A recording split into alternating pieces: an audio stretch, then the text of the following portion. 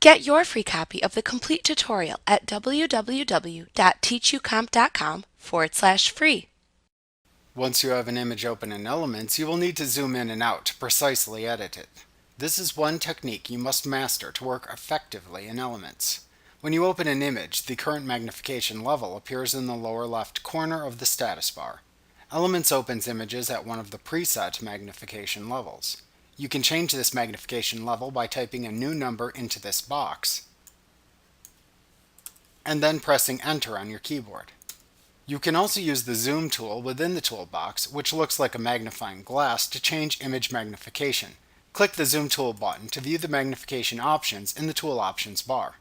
In the Tool Options bar, you can click the Zoom In and Zoom Out buttons to change the default zoom behavior of the magnifier tool when you hold it over an image and click to either zoom in or zoom out.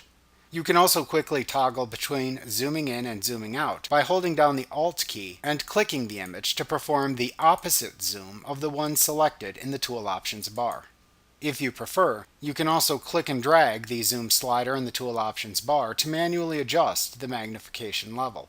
To resize windows when zooming using the Zoom tool, check the Resize Windows to Fit checkbox.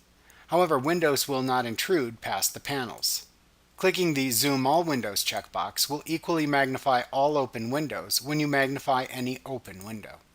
Clicking the One-to-One button displays the image at its actual pixel resolution on screen. Clicking the Fit Screen button changes the magnification level to fit the image in the available screen size. Clicking the Fill Screen button will fill the entire available screen with the image. Clicking the Print Size button zooms the image to a printing resolution. Another way to magnify the image is by using keyboard shortcuts. You can hold down the Control key on your keyboard and press the plus and minus keys on your keyboard to zoom in and out.